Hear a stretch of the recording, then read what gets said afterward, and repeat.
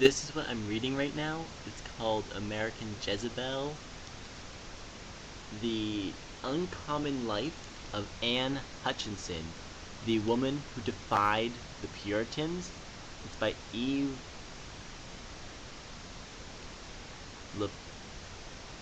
LaPlante. LaPlante. Who is the 11 times great granddaughter of Anne Hutchinson. So basically, history, Eve, call me, I want to be best friends / have a sample of your DNA so that I can create a child. I'm sorry. We can just be friends. DNA's optional. Okay, so if you don't know who Anne Hutchinson is, you should totally look her up because she is a way undervalued part of American history. But I want to focus in on... So here's a little bit of backstory about her.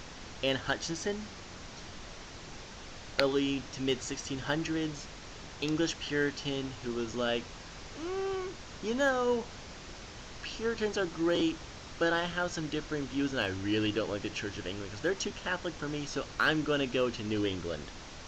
So she does. With her husband and her, 18,000 kids. So kudos to her because I'm impressed with people who have one kid. I don't have a womb, and I don't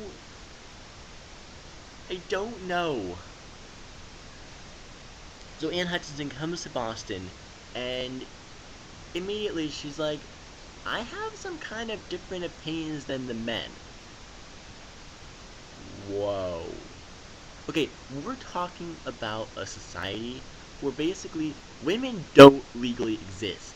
They can't sign contracts, they don't exist. The only records kept of them are their birth records and their death records and maybe their marriage records. Most women can't write, they don't hold a place in Puritan society. Anyways, Anne Hutchinson, a midwife, who's apparently a good midwife, I don't know, is like, I have some independent ideas on religion. And she shares them. First with other women, and then the other women bring their friends to Anne Hutchinson.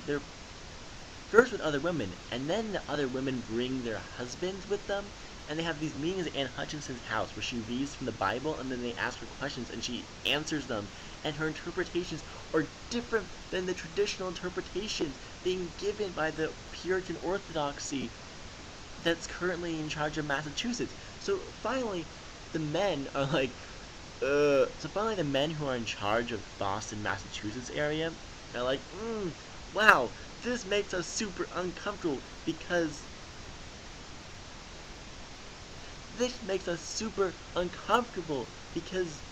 women, ooh, yeah, women. That's how I imagine the men react to women.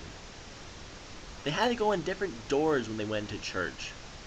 They couldn't even they weren't allowed to speak during church, except for Anne Hutchinson sometimes did speak during church, so I love her. So basically they call her before court. Now, the court's being held in Cambridge. She lives in Boston. Anne Hutchinson, with her husband, walks 5 miles in winter while pregnant with her 16th child. She gets to court, and they begin laying out these, not charges, but accusations.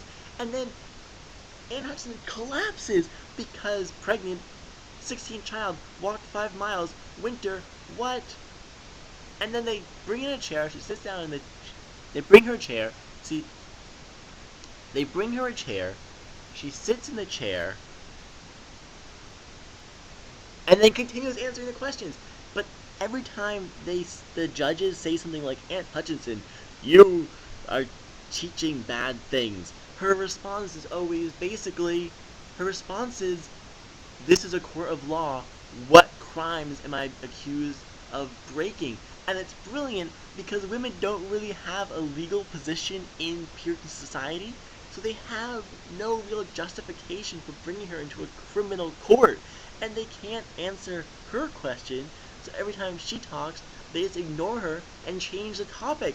I mean, Anne Hutchinson is like, has basically got this legal strategy down.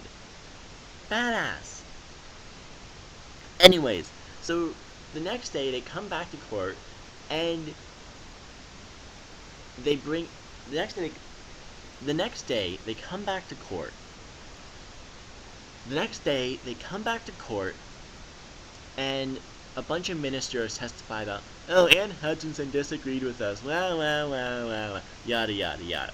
And then Anne Hutchinson's like, can we get these men to swear an oath to God that they're telling the truth?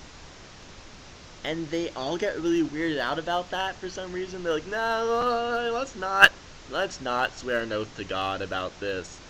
And she's like, that's weird. And then basically, they can't do anything.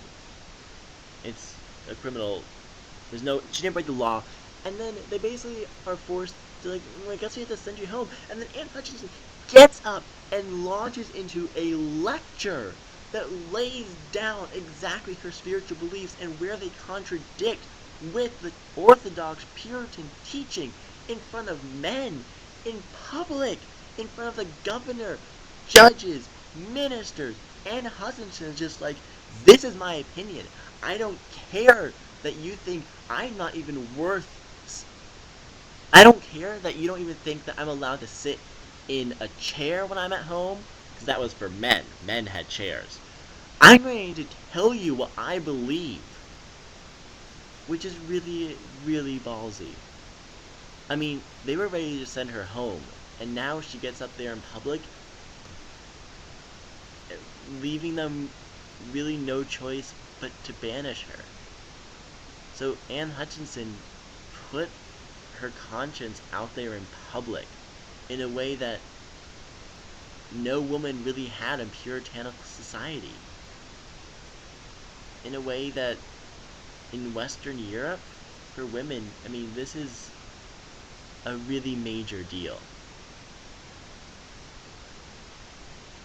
Anne Hutchinson, I take off my hat to you because I love you. I really love you.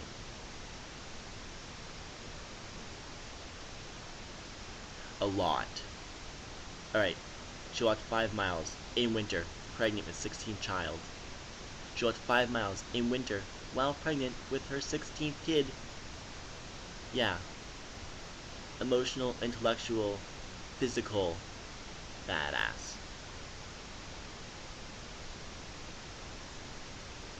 American Jezebel by Eve